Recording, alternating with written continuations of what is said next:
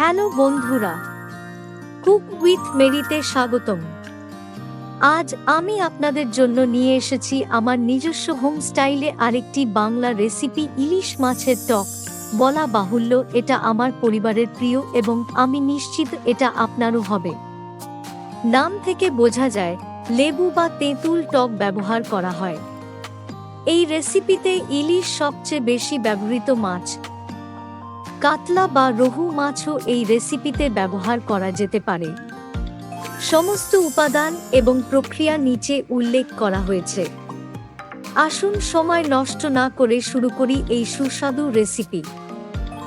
1 KG ইলিশ মাছ মাঝারি টুকরো করে কেটে নিন। এটি সঠিকভাবে ধুয়ে সমস্ত বর্জ্য পদার্থ অপসারণ করুন। স্বাদ অনুযায়ী লবণ মিশিয়ে 2 ঘন্টা রেখে দিন। এই রেসিপির জন্য 2 ধরনের পেঁয়াজ প্রয়োজন। প্রথমটি 300 গ্রাম টুকরো করে কেটে নিন আর দ্বিতীয়টি 100 গ্রাম পেস্ট করুন।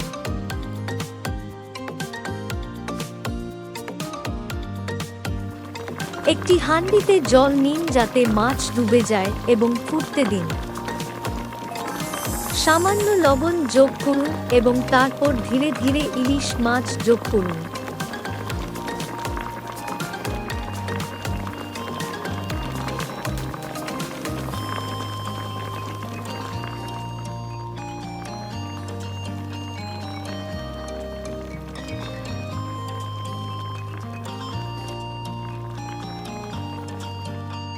মাছ ফুটতে থাকাকালীন আপনি যে টক স্বাদ রাখতে চান সে অনুযায়ী লেবুর রস ছেঁকে নিন।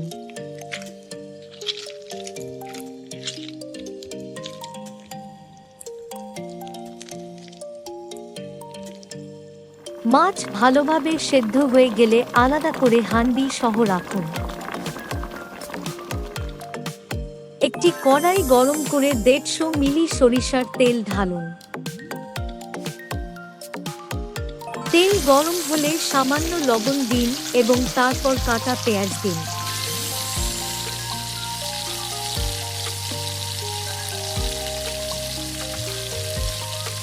দুই মিনিটের জন্য ভাজুন এবং তারপর পেঁয়াজ পেস্ট যোগ করুন।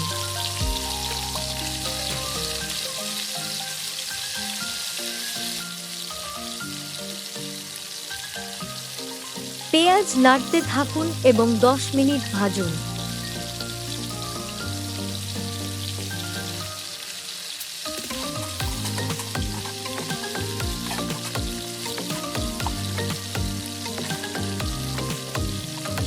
এক এক করে যোগ করুন আদা রসুন বাটা 1 টেবিল চামচ, হলদি পাউডার 1.5 চা চামচ, সামান্য জল যোগ করুন। জিরা ধনিয়া পাউডার 1.5 টেবিল চামচ, কাশ্মীরি মরিচ পাউডার 2 চা চামচ, 4 থেকে 5টি তেজপাতা,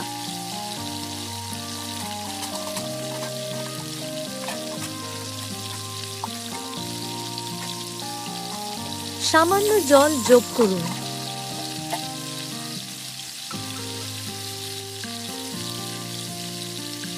লেবুর রস যোগ করুন এবং ভালোভাবে মেশান।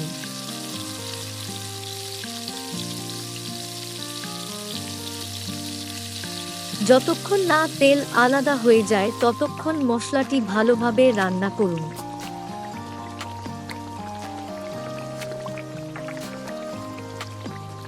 তেল আলাদা হয়ে গেলে এবং গ্রেভি ভালোভাবে কষা হয়ে গেলে সেদ্ধ ইলিশ মাছের হাঁড়িতে গ্রেভি ঢেলে দিন।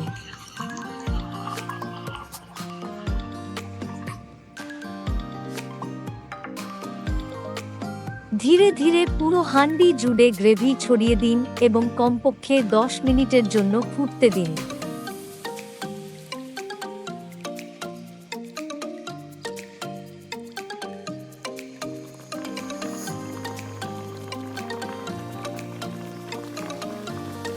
স্টোভ বন্ধ করার আগে 2 চা চামচ ভাজা জিরার গুঁড়া ছিটিয়ে মেশান এবং স্টোভ বন্ধ করে দিন।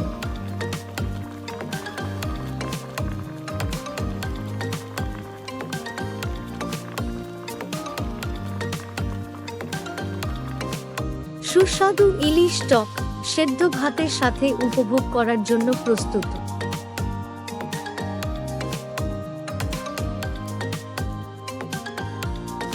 বন্ধুরা, যদি এই ইলিশ মাছের টক রেসিপিটি সহায়ক মনে করেন তবে দয়া করে এটি আপনার ঘনিষ্ঠ বন্ধুদের এবং পরিবারের সাথে শেয়ার করুন এবং অনুগ্রহ করে সাবস্ক্রাইব করতে ভুলবেন না।